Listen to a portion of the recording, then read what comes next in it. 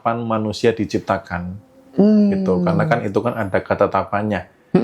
Tuhan tidak pernah menciptakan manusia dengan ketetapan untuk miskin, untuk menderita, itu nggak ada. Nggak asal-asalan ya yang untuk nyiptain. berkelimpahan, untuk damai sejahtera dan lain sebagainya.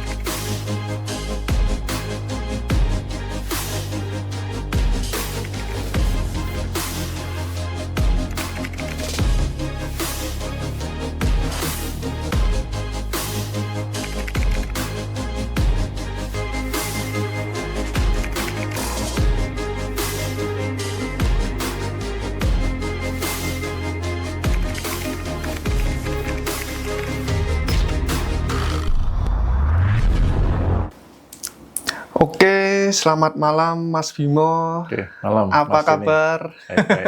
Lama nggak jumpa kita. Iya, lama nggak jumpa, tiba-tiba nongol ke sini. Hampir setahun ya. Ini lama banget ini nggak jumpa dan kita udah ngobrol-ngobrol bentar. Dan ini Mas Bimo katanya nih infonya punya keilmuan baru, Pak. Iya, apa namanya, brand baru sebenarnya ya. Oh, brand baru ya? Karena Happy Hockey itu kan dulu sempat kita bangun bersama kan. Terus kemudian demi kebaikan kedepannya, maka untuk kegiatan setelahnya menggunakan brand baru. Oh gitu. Apa itu Mas brandnya Mas? Ya, perjalanannya lumayan. Jadi simpelnya brandnya adalah Repent. Repent. Iya. Oke. Repent itu kependekan dari Repent House. Oh, Repent House. Oke. Apa itu yang dimaksud Repent House? Biar teman-teman pada tahu ini. Oke, jadi filosofinya gini, Repent House itu, itu artinya kembali. Penthouse itu kan artinya kalau teman-teman yang di properti pasti paham. Itu apartemen, apakah hotel, atau bangunan yang paling bagus, itu biasanya namanya penthouse. Oke. Itu, kalau secara arti harafiah di Google-nya, penthouse adalah unit hunian mewah yang terletak di lantai paling atas gedung bertingkat atau hotel. Oh, lantai tertinggi. Lantai tertinggi, Puncaknya yang itu namanya paling penthouse. mewah, yang paling atas. Kemudian dengan privasi yang lebih baik, pelayanan lebih baik, lalu fasilitas juga lebih baik. Intinya di lantai itu lebih tinggi daripada lantai-lantai yang lain secara kualitas, pelayanan, view, dan lain sebagainya. Jadi penthouse ini adalah simbol bahwa seharusnya kehidupan manusia itu di situ. Penuh dengan kemewahan, pelayanan, kemudian semua serba terbaik begitu. Itu kapan terciptanya itu Mas? Terciptanya itu setelah brand lama karena hakinya tidak beruntung. Ya. Memang harus keluar dari bayang-bayang brand lama yang Happy Hockey. Jadi saat itu saya memutuskan untuk selesai menggunakan brand lama, lalu kemudian brand baru pun saya tidak buru-buru untuk menentukan. Saya benar-benar mengakses petunjuk ini harus pakai nama apa lagi nih gitu. Nah, kemudian tiba-tiba saya diarahkan untuk ke Jakarta, ketemu dengan guru saya yang lama juga, orang yang pertama kali menterapi saya. Itu akhirnya di sana saya menemukan beberapa kepingan puzzle-nya gitu. Oh, inspirasinya pas di Jakarta itu ya? Iya, pas di Jakarta. Jadi di rumah sudah ada, inspirasi sudah ada. Cuma kan cara kerja intuisi itu kadang gini, dia itu sepenggal-sepenggal gitu. Baru nanti ketika sudah dilakukan beberapa petunjuk, akhirnya penuh gitu. Oke. Ini bedanya Repent dengan brand lama itu apa Mas? Repent ini lebih kepada bagaimana seseorang goals-nya itu kan kembali kepada SK-nya kehidupan. SK kehidupan. SK itu kalau pegawai negeri itu yang kadang digadein itu, maksudnya surat keputusan gitu. Oke. Surat keputusan atau ketetapan manusia diciptakan.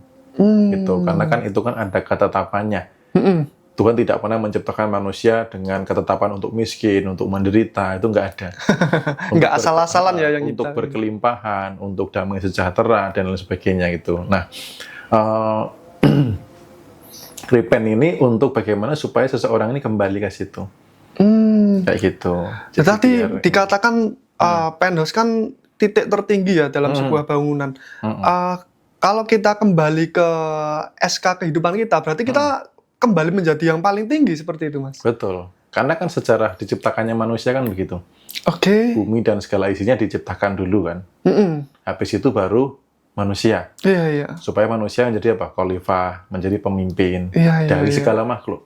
Oke. Bahkan setan pun pada saat itu adalah malaikat yang cemburu karena Kesempurnaan manusia. Kenapa diciptakan manusia gitu? Iya. Gitu. Jadi sebenarnya seseorang itu secara takdirnya, secara tertulis di SK-nya dalam kitab itu manusia itu adalah yang paling tinggi gitu.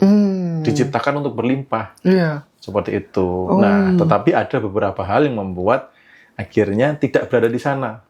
Oke. Karena manusia memilih berada di bawah, ada lapisan-lapisan emosi yang menutupi, kemudian ada beberapa hal yang membuat mereka tidak bisa kembali ke atas. Padahal defaultnya tuh manusia ada di titik yang atas ya.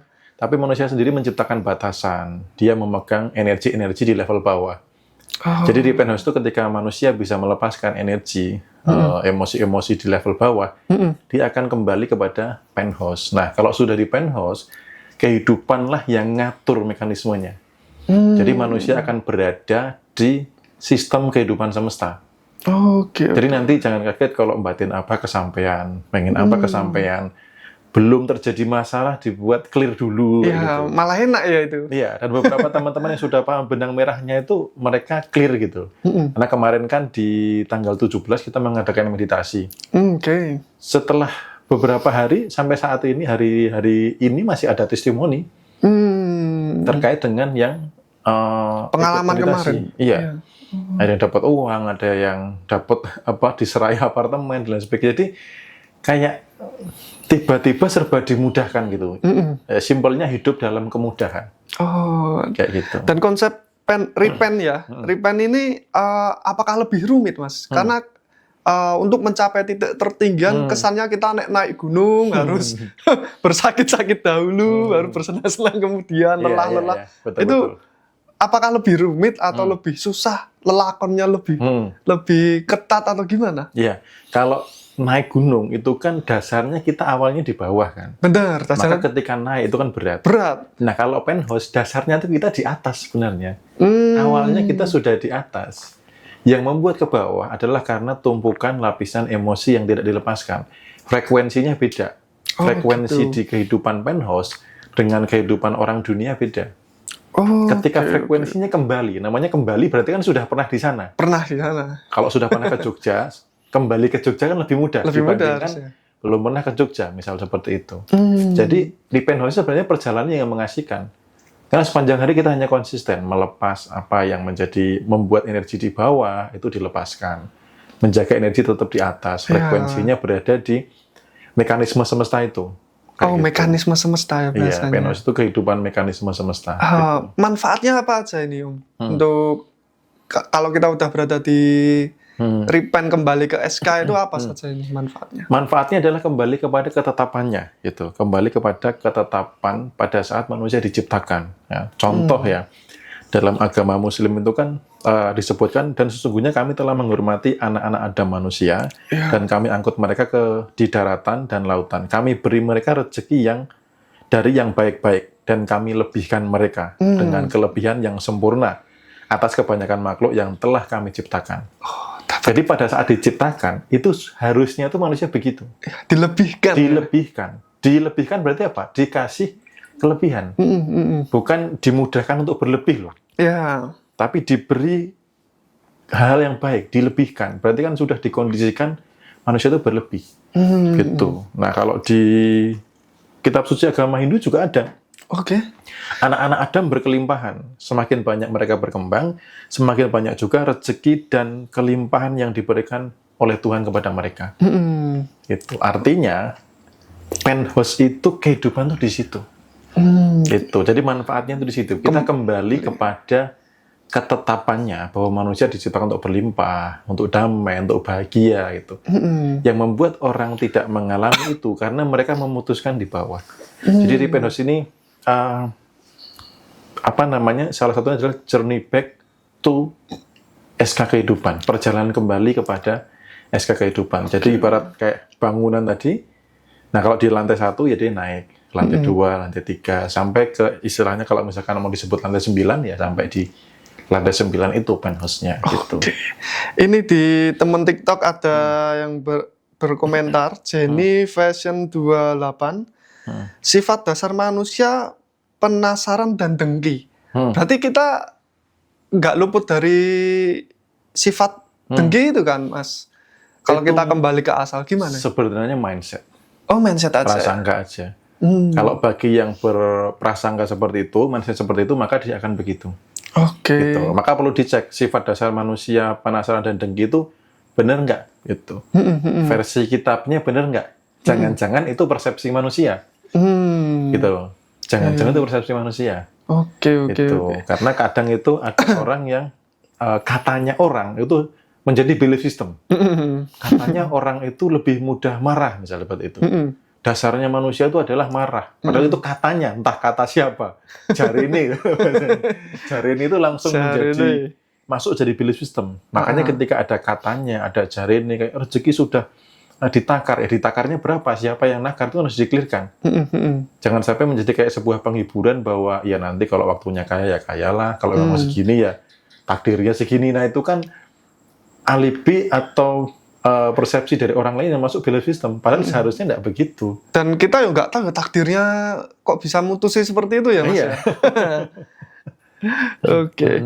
Kalau teman-teman yang masih awam nih, Mas, yang belum mengikuti pelajaran-pelajaran Mas Bimo sebelumnya, apakah bisa ini langsung menuju ke level repent ini, Mas? Bisa. Bisa. Karena nggak perlu punya dasaran keilmuan tertentu dulu ya. Sebenarnya repent ini bentukan dari evaluasi yang sebelumnya. Oh, Kemudian, upgrade ya. Dan lebih ke penyederhanaan. Karena sebelumnya itu kan banyak orang ketika ada masalah kan fokusnya pada kontennya. Oke. Pada bentuk masalahnya. Masalah rumah tangga, masalah finansial, terus masalah trauma, masalah ditinggalkan pasangan dan lain sebagainya. Sakit hati dan seterusnya ya. Jadi fokusnya adalah kemarin itu masih di konten, di level peristiwa. Nah, padahal di event ini, apapun peristiwanya, yang diamati adalah emosinya. Emosi dibalik itu ya? Emosi dibalik peristiwa. Karena yang membuat masalah sebenarnya emosinya itu. Gitu. Apapun peristiwanya? Apapun peristiwanya. Baik pun kalau yang nerima emosinya negatif, akan jadi negatif. Contoh kemarin kita ngobrol kan, sama-sama dikasih, emosinya bisa beda. Yang satu syukur, yang satu tersinggung. Aku pikir gue nggak bisa beli sendiri gitu kan. Peristiwanya sama-sama dikasih, tapi emosinya yang membuat bermasalah. Atau kebalikan, yang negatif misalkan. Contoh, ada orang yang dihina, wah sakit hatinya bol-bolan. Tapi ada yang senyum-senyum saja, kasihan ya, dia masih di level itu. Jadi, yang menjadi masalah seringkali bukanlah di kontennya, tapi emosinya. Nah, ketika emosi dilepas, maka permasalahan itu sudah tidak ada. Frekuensinya dia akan naik ke penthouse. Saya juga seorang hipnoterapis. Nah, bagaimana hipnoterapis membereskan trauma masa lalu? Dia tidak menghilangkan peristiwa masa lalu, tidak membuat lupa. Tapi membereskan emosi atau pemaknaan ulang terhadap peristiwa, supaya rasanya itu tidak lagi sesakit hati, sejengkel, bisa mengikhlaskan. Itu tidak mengubah peristiwanya, tapi emosinya kayak gitu. Oke. Ini ada yang tanya di TikTok, Mas. Siapa ini namanya ya? Madam Nike. Mas, tadi berlebih itu artinya kita diberikan kemampuan lebih untuk jadi berlimpah ya? Iya, berlebih itu tanpa kemampuan. Memang berlebih. Memang berlebih. Loh, sekarang gini, udara diberikan setiap hari itu apakah butuh kemampuan? Udah alami kita bernafas kita ya. Udara, bernafas itu. Oke. Untuk hal-hal seperti itu kita bisa. Nah, kenapa untuk hal yang lain tidak bisa? Karena kesadarannya yang lainnya dibatasi. Coba misalkan orang sekarang mulai berpikir untuk membutuhkan udara kita harus begini begitu, maka akan kesulitan. Dan itu kita terprogram dari kecil ya. Betul. Untuk menjadi berlimpah tuh syaratnya macam-macam, berat. Padahal sejatinya kita ini sudah berlimpah. Begitu ya, Mas ya? Iya. Nah, program-program itu yang membatasi. Bacanya rajin, nanti cari uang susah, nanti cari kerja susah. Bahkan ada program-program negatif tentang uang. Ya. Uang tuh sumber kejahatan, uang tuh begini, uang tuh begitu. Gitu. Kalau nggak nyicil nggak kesampaian. Program-program itu yang membuat batasan. Gitu. Kenapa ke udara nggak dibatasi? Gitu. Kayak gitu. Kenapa ke air nggak dibatasi? Tapi kenapa ke uang orang jadi dibatasi. Kayak gitu. Banyak masalah kendala seseorang kan soal ekonomi, soal jodoh. Padahal sejatinya kita udah diberi kelimpahan untuk ya ekonomi udah diberi berlimpah, jodoh juga udah berlimpah seperti itu ya Mas ya. Ya, jadi tinggal kitanya aja melepas batasan itu. Melepaskan emosi-emosi rendah, karena untuk di penthouse ini kan ada frekuensinya. Kemakmuran, kelimpahan itu frekuensinya beda. Nah, kadang orang sengaja mempertahankan frekuensi kekurangannya. Gitu loh. Ketika dia bertahan di frekuensi kekurangan, dia nggak akan bisa narik kelimpahan. Ya. Dia menutupi kelimpahan yang sudah digariskan untuk hidupnya, itu dengan mental-mental kekurangan. Dan itu orangnya sendiri yang nutup. Orangnya sendiri. Tidak ada istilah kita ditakdirkan sial, ditakdirkan. Masa Tuhan punya takdir jelek? Masa Tuhan jahat ya? Iya, masa Tuhan jahat gitu. Okay. Ada nggak di sini Tuhannya yang pelit? Gitu. Masa Tuhan pelit sih? Masa Tuhan pilih kasih gitu? Oke. Dalam konsep Repent ini Mas, apa saja materi yang terupgrade dari pelajaran-pelajaran Mas Bimo sebelumnya? Jadi yang pasti Repent itu lebih ke fokusnya adalah bukan lagi ke konten. Kita benar-benar ngolah rasanya itu benar-benar full. Lalu kemudian titik poinnya adalah di bagaimana kita kebalikan dari membentuk batasan itu apa? Menciptakan samudera kemungkinan. Menciptakan samudera kemungkinan. Membuka segala potensi terjadi. Karena kadang orang tuh batasi gini, ya Allah Tuhan aku pengen kaya, tapi harus dari bisnis ini loh ya. Jadi yang dipikir bisnis itu terus. Atau harus dari kerjaan ini, yang dipikir naik jabatan di situ terus. Itu kan sudah membatasi. Oh, itu termasuk membatasi? Membatasi, jadi minta rezekinya hanya di jalur ini gitu loh. Oh, jadi Repent itu ketika sudah melepas di frekuensi bawah, lalu membuka segala potensi kemungkinan terjadi. Artinya misalkan ibu rumah tangga sudah tidak lagi, karena aku cuma ibu rumah tangga, hanya mengandalkan gaji suami. Berarti itu sudah membatasi. Oke. Nah, di Repent itu kita kesadaran itu membuka segala kemungkinan potensi bisa terjadi.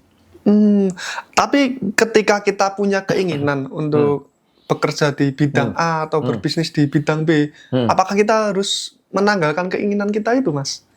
Boleh, keinginan aktivitas tetap sama. Hanya saja membuka potensi lain. Membuka kemungkinan, beda dengan aku pokoknya mau kaya harus dari ini.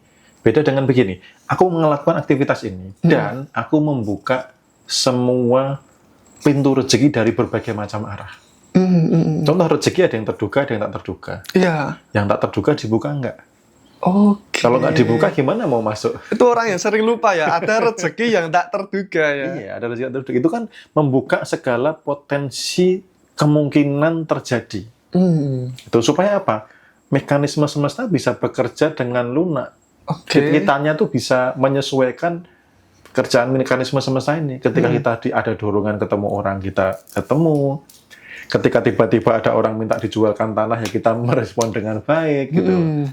Kayak gitu. Jadi ada petunjuk apa, simbol apa dan sebagainya, kita merespon itu.